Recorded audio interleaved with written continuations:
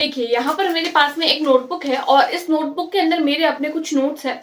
ये वही नोट्स हैं जो मैंने मेरी रीट की प्रिपरेशन के समय में बनाए थे और इससे पहले मैं ऑलरेडी आप लोगों के साथ में शेयर कर चुकी हूँ कि किस तरीके से आप लोगों को पढ़ना है। और स्पेसिफिक अगर मैं साइंस सब्जेक्ट की बात करूँ तो किस तरीके से आप लोगों को एनसीईआरटी बेस्ड पढ़ना है, क्योंकि मैंने हमेशा से बताया है कि अगर आप लोगों को बुक फॉलो करनी है तो आप लोग ओनली एंड ओनली 6th से लेकर जो है वो 10th तक की एनसीईआरटी को बुक को फॉलो करो, स्पेशली रीट एग्जामिनेशन के लिए। तो रीट के लिए ये मेरे नोट्स है, मैंने आप लोगों को जो है वो मैं बता रही हूँ। देखिए, ये जो टॉपिक्स है मैंने अच्छे से एकदम जो भी चीजें थी उनको बहुत ही ज्यादा जो है वो एनसीईआरटी को पढ़ते हुए ये सारे नोट्स को प्रिपेयर किया था। ये वो नोट्स है जिससे मैंने पढ़ाई करी थी और ये जो नोट्स है मैं आप लोगों को दिखाना चाह रही हूँ। देखिए, ये वाले जो नोट्स है, ये वाले देख सकते हैं आप लोगों को बहुत अच्छे से दिख रहा होगा। ये वो नोट्स है जो मैं आप लोगों के साथ में शेयर करती हूँ। तो मेरे जो नोट्स बनाए हुए हैं वो कुछ रफली थे जो मुझे समझ में आ सकते थे, लेकिन अभी के जो मैं आप लोगों के साथ में शेयर करती हूँ रीड के नोट्स, वो कुछ अपडेटेड फॉर्म में और भी कुछ चीजें जो एड ऑन करनी ऐसा लगता है कि नहीं, इन चीजों को भी इंक्लूड करना चाहिए।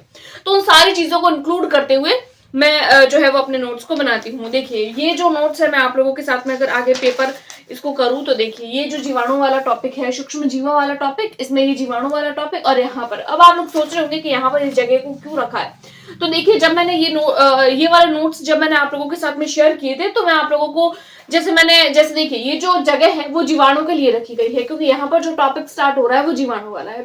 तो जीवाणु वाला टॉपिक जैसे खत्म होता है तो वहां पर मैं आप लोगों के साथ में जीवाणु की ड्राइंग में डिस्कस करती हूँ। तो वो मैं आप लोगों के साथ में जो है वो इसी के अंदर जो है वो अपनी ड्राइंग को जो है वो डाल के और इस तरीके से आप लोगों के साथ में नोट्स शेयर करती हूँ। ये तो हो जाते वो नोट्स जो मैंने बनाए। उसके अलावा देखिए, जैसे और मैं अगर टॉपिक बताऊं आप लोगों को तो यहाँ पर कुछ ये इंपॉर्टेंट चीजें हैं, ये सारी की सारी इंक्लूड करी है और ये सारे नोट्स आप लोगों को ऑलरेडी प्रोवाइड है।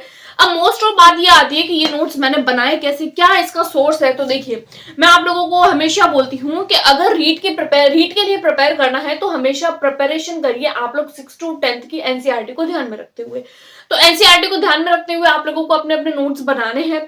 और कौन कौन सी एनसीईआरटी है तो देखिए, मैं आप लोगों को बता देती हूँ। ये है मेरे पास में 6th क्लास की एनसीईआरटी की बुक, ये है मेरे पास में 7th क्लास की एनसीईआरटी की बुक, ये है मेरे पास में 10th क्लास की, ये है मेरे पास में 8th क्लास की और ये है मेरे पास में 9th क्लास की। तो सारे ही क्लासेस के नोट्स जो है वो बुक्स है 6 to लेकर 10 तक, क्योंकि जो प्रिपरेशन करता है और जो टीचर होता है जो पढ़ाता है तो उसको तो हर एक क्लास की जो है वो बुक्स अपने पास में रखनी होती है। तो 6 to 10 कंप्लीट मेरे पास में जो है वो बुक्स है। अब मैं मेरे नोट्स बनाती कैसे हूँ, क्योंकि एक मुझे कमेंट देखने को मिला था कि भाई 6 to 10 की एनसीईआरटी को पढ़ तो लेते हैं लेकिन उसको देखते हुए नोट्स कैसे बनाए। देखिए, वैसे तो मैं जैसे मेरा नोट्स बनाने का तरीका है वही तरीका मैं आप लोगों के साथ में शेयर कर रही हूँ, कैसे आप लोग प्रिपेयर कर सकते हैं। जैसे देखिए, जैसे अगर मैं आप लोगों को ये बताऊं, जैसे मैं आप लोगों को बताना चाह रही हूँ, यहाँ पर मैं सबसे पहले अपने नोट्स खोल लेती हूँ आप लोगों को दिखाने के लिए।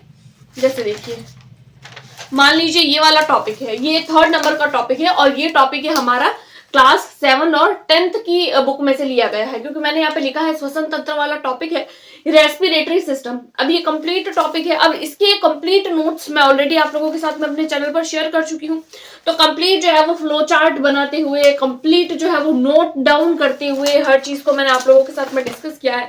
और यहाँ पर मैंने लिखा भी है कि यहाँ पर जो सोर्स है वो 7th क्लास की और 10th क्लास की एनसीईआरटी बुक में से लिया गया है। अब कैंडिडेट ये सोचते हैं कि ये तो मैंने बनाए हैं, मुझे तो ऑलरेडी आता है, आप लोग कैसे बनाएंगे, तो उसके बारे में हम लोग डिस्कस करेंगे। तो देखिए, सबसे पहले तो आप लोगों को क्या करना है, इस तरीके की स्पाइरल बाइंडिंग वाली जो नोटबुक आती है मार्केट में मिलती है, स्पाइरल बाइंडिंग वाली नोटबुक ले आइए जो आप लोगों के इस तरीके से होती है, यानी कि लाइनिंग वाली नहीं हो, यहाँ की साइड में नहीं, यहाँ की साइड में। उसके बाद में 10th से 6th से लेकर 10th क्लास तक के एनसीईआरटी की बुक को उठाइए। उसके बाद में आप लोग अपने सिलेबस को उठाइए। सिलेबस को देखिए, अब मान लीजिए मैंने यहाँ पर देख लिया कि भाई human system, complete human system के बारे में दिया हुआ है, तो यहाँ पर श्वसन तंत्र मुझे पढ़ाना है। अब आप लोग 6th से लेकर 10th तक की एनसीईआरटी की बुक को देखिए कि वहां पर आप लोगों के जो है वो रेस्पिरेटरी सिस्टम वाला जो टॉपिक है वो कहाँ है। तो मैंने देखा कि भाई मेरे पास में जो है वो 7th क्लास की जो नोटबुक है, उस बुक जो है वो उसके अंदर है, जैसे ये इसके अंदर है। उसके अलावा मैं बात करूं तो मैंने यहाँ लिख रखा है 10th क्लास की एनसीईआरटी की बुक है, तो ये जो है वो 10th क्लास की एनसीईआरटी की बुक है। तो यहाँ पर दोनों मैंने बुक्स उठाई, बाकी सारी बुक्स को आप लोग रख दीजिए साइड में, बाकी सारी बुक्स को साइड में रख दिया। अभी ओनली अब जब रेस्पिरेटरी सिस्टम वाला टॉपिक हम लोग बना रहे हैं नोट्स, तो ओनली 10th क्लास की बुक और साथ साथ में आप लोगों के 7th क्लास की बुक, बस ये 2 क्लासेस की बुक ही आप लोगों के पास में होनी चाहिए। अब आप लोग जाना है, अब आप लोगों को नॉर्मली जो है इंडेक्स में जाना है। मैं डायरेक्ट आप लोगों को जाके दिखाती हूँ कि कैसे आप लोगों को करना है। देखिए जैसे कि जीवों में श्वसन, अब यहाँ पर आप लोग अपने इंडेक्स पे जाएंगे, देखिए यहाँ पर आप लोगों को इंडेक्स दिख रहा होगा। अब यहाँ पर इंडेक्स में देख लीजिए, जैसे यहाँ पर है 114 पेज नंबर पर जो है वो रेस्पिरेटरी सिस्टम वाला टॉपिक है। तो हम लोग यहाँ से जो है वो उसको निकालेंगे, ये आ गया। अब ये आ गया, अब देखिए अब ये आ गया। अब आप लोग इसके नोट्स कैसे बनाएंगे, तो यहाँ पर सबसे पहले आप कंप्लीट एक चैप्टर को पढ़ लीजिए। कंप्लीट आप लोगों ने चैप्टर को पढ़ लिया, जैसे यहाँ पर जीवों में हम श्वसन क्यों करते हैं वो, उसके बाद में आ जाता है श्वसन खुद क्या होता है, फिर यहाँ पर कुछ ड्राइंग भी दी हुई है, ड्राइंग क्यों दी है, क्या रीजन है, उन सबको समझ लीजिए। ओनली चैप्टर को रीड करना है, कुछ भी नहीं करना है। उसके बाद में हम लोग जाएंगे आगे। यहाँ पर देखिए सांस को रोकना, सांस, तो ये चीजें भी आनी चाहिए। अब यहाँ पर जब हम लोग 7th क्लास की एनसीईआरटी की बुक पढ़ते हैं तो लगता है कि यार ये कुछ है नहीं, कुछ खास चीज नहीं है, इसमें कुछ मजा नहीं आ रहा है, कुछ है ही नहीं पढ़ने लायक। लेकिन जब आप लोग अब देखिए, अब यहाँ पर जब आप लोग आगे बढ़ते हैं तो आप लोगों को दिख जाएगा ये, अब ये श्वसन तंत्र, हमारा टॉपिक तो है श्वसन तंत्र, और यहाँ पर हम लोगों को दिख जाता है जो मेन श्वसन तंत्र है ये। अब कैंडिडेट को ऐसे में ये लगता है कि भाई ड्राइंग यहाँ दी है मतलब यही चीजें इंपॉर्टेंट है, बाकी सारा तो आगे वाला ऐसे ही जो है वो भूमिका दी है चैप्टर की, लेकिन ऐसा नहीं है। क्योंकि देखिए मैं आप लोगों को दिखाती हूँ, ये देखिए यहाँ पर ये वाला जो पेज है जहां पर आप लोगों की भूमिका दी हुई है, यहाँ पर मैंने एक पॉइंट को हाईलाइट कर रखा है। यहाँ पर देखिए नीचे की साइड में मैंने एक पॉइंट को हाईलाइट कर रखा है। तो ये जो हाईलाइटेड वाला पॉइंट है इसको आप लोग देख सकते हैं, यहाँ पर लिखा हुआ है ग्लूकोज वो टूटता है CO2 जल और एनर्जी में। तो यहाँ पर ये चीजें होती है ऑक्सीजन की उपस्थिति में, तो मैंने इसको कर दिया हाईलाइट। अब ये क्या है, तो ये है जो है वो श्वसन की प्रक्रिया खुद। उसके बाद में मैंने यहाँ पर देखा एक और इस तरीके की सारणी दी हुई है। तो यहाँ पर यानी कि अब ये हाईलाइटेड पॉइंट का क्या मतलब है, इस हाईलाइट वाले पॉइंट का, कि इस पूरे पेज में मुझे कुछ नहीं पढ़ना है, इस पूरे पेज में मुझे ओनली ये हाईलाइट वाला पॉइंट ही पढ़ना है। यानी जब मैं अगर नोट्स ना भी बनाऊं, इन केस आप लोगों के पास में समय कम हो, आप लोग नोट्स ना भी बनाएं और फिर आप डायरेक्ट एनसीईआरटी को देख रहे हैं, तो आप लोगों को पता होना चाहिए कि भाई इस कंप्लीट पेज को मुझे नहीं पढ़ना है, क्योंकि कंप्लीट पेज को पढ़ेंगे तो ऑब्वियसली आप लोगों को 5 से 6 मिनट तो लगेंगे, आप लोगों को कंप्लीट पेज नहीं पढ़ना है। तो अब आप लोगों के हाईलाइट किया हुआ होगा तो आप लोगों को समझ में आ जाएगा कि अच्छा ग्लूकोज है जो ऑक्सीजन की उपस्थिति में, अगर ऑक्सीजन की उपस्थिति होती है तो उसके अंदर CO2 जल और आप लोगों के एनर्जी में कन्वर्ट जो है वो हो जाता है। उसके बाद में आता है सेकंड पॉइंट, सेकंड पेज पे मैंने ओनली 2 पॉइंट्स है जिसको मैंने हाईलाइट कर रखा है। पहला तो आता है वही ग्लूकोज जो ऑक्सीजन की अनुपस्थिति में, और तीसरा आता है ग्लूकोज ऑक्सीजन की अनुपस्थिति में लेकिन पेशियों में। तो यहाँ पर ये जो 2 चीजें हैं, यानी अब ये जो 2 पेज है इसके अंदर मुझे 3 ही लाइन पढ़नी है। अब इस 3 लाइनों को मैंने क्या कर दिया, यहाँ पर कर दिया इंक्लूड, इन तीनों लाइनों को। अब एक तो आप लोग जब पढ़ते हैं, जब आप लोग अपने एनसीईआरटी के बुक्स को पढ़ेंगे तो आप लोगों को लगेगा कि यार 6, 7, 8, 9, 10 5 बुक्स एक साथ में मैं कैसे पढ़ूंगी, कैसे मेरे नोट्स बनाऊंगी। आप लोग चैप्टर पढ़िए, पहले कंप्लीट चैप्टर पढ़िए, 1 बार पढ़िए, 2 बार पढ़िए, 3 बार पढ़िए। चैप्टर रीडिंग में ज्यादा समय नहीं लगता, पढ़ लिए। उसके बाद में देखिए क्या क्या इंपॉर्टेंट चीज है जो मुझे पढ़ने लायक लग रही है। ऐसा सोचते हैं ना कि फर्स्ट वाले पेज पे तो और सेकंड वाले पेज पे कुछ नहीं होता है, ये लड़का दौड़ रहा है, हमको पता है ये लड़का दौड़ता है तो मतलब इसकी सांस फूलेगी, श्वसन में यही बस श्वसन की प्रक्रिया दी हुई है, ऑक्सीजन लेना, CO2 छोड़ना, यही श्वसन है। नहीं, ये जो चीजें मैंने दी है ना आप लोगों के 3 जो पॉइंट जो हाईलाइट कर रखे हैं, इनमें से भी क्वेश्चन बने हैं और इनमें से ये क्वेश्चन बने हैं। देन आप लोगों को आगे बढ़ना है। इसको आप लोगों ने अपने नोटबुक में नोट डाउन कर लिया, देन आप लोगों को आगे बढ़ना है। उसके बाद में यहाँ पर कुछ चीजें दी हुई है, जैसे अगर मैं ये वाले पेज की बात करूं तो यहाँ पर आप लोगों को एक लड़की श्वसन करती हुई दिख रही है, यानी सांस को रोक रही है। देन यहाँ पर मैंने कुछ हाईलाइट नहीं किए हैं, एक यहाँ इस वाले पेज पे कोई भी पॉइंट हाईलाइट नहीं किया है, बल्कि मैंने यहाँ पर किए अंडरलाइन। अंडरलाइन का मतलब ये है, जैसे मैं मेरी बात करूं तो मैंने क्यों अंडरलाइन किया था, क्योंकि मुझे ये टॉपिक पता है, लेकिन फिर भी अगर मैं रिवाइज करूं तो मुझे इस टॉपिक को पढ़ना है। यानी मुझे कंप्लीट पेज अब नहीं पढ़ना है। जब मैं रिवीजन करूं, जब मैं पढ़ाई करूं, जब मैं याद करने बैठूं उन चीजों को, तो मुझे इस कंप्लीट पेज को नहीं पढ़ना है। तो मुझे उसमें क्या पढ़ना है कि भाई ये इंपॉर्टेंट है, एग्जाम में नहीं पूछा जाएगा कि उच्चवसन क्या होता है, अंतःवसन क्या होता है, ये चीजें एग्जाम में नहीं पूछी जाती है, राइट, क्योंकि ये बेसिक पॉइंट्स है, लेकिन हम लोगों को पता होना चाहिए। तो पता होने के लिए रीड करना पड़ेगा, तो इसको हाईलाइट नहीं करना। ऐसी चीजें जिनको ओनली रीड करना है, तो ऐसी चीजों को हाईलाइट नहीं करना है। तो हाईलाइट किसको करना है, तो आगे की साइड में मैंने एक बॉक्स के अंदर हाईलाइटेड पॉइंट लिख रखा है, यहाँ पर एक पॉइंट को हाईलाइट कर दिया है। तो कोई यहाँ पर लिखा हुआ है, कोई वयस्क व्यक्ति विश्राम की अवस्था में 1 मिनट में 15 से 18 बार श्वास लेता है और बाहर निकालता है, और अधिक व्यायाम करने पर 25 बार प्रति मिनट तक श्वसन की क्रिया जो है वो बढ़ जाती है। तो यहाँ पर ये पॉइंट मैंने हाईलाइट कर रखा है कि भाई सामान्य मनुष्य 1 मिनट में कितनी बार जो है वो श्वसन करता है, और जब वो शारीरिक क्रिया करता है, शारीरिक कठिन कार्य करता है, तो उसको जो है वो कितना समय लगता है।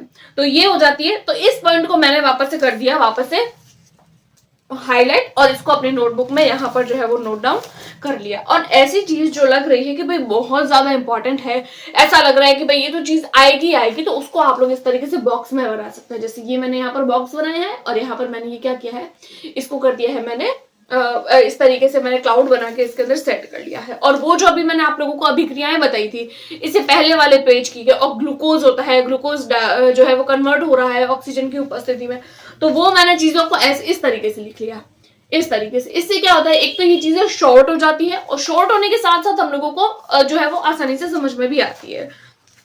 उसके बाद में देखिए, अब वही की वही चीजों को देखिए, यहाँ पर जब आप लोग इसको कंप्लीट पढ़ेंगे ना, तो आप लोगों को समझ में आएगा कि जो ग्लूकोज कन्वर्ट हो रहा है 2 तरीके से हो रहा है, एक वायवीय और एक अवायवीय। तो आप लोग लिख लीजिए अवायवीय श्वसन, ये अवायवीय श्वसन, अवायवीय श्वसन के भी 2 पार्ट।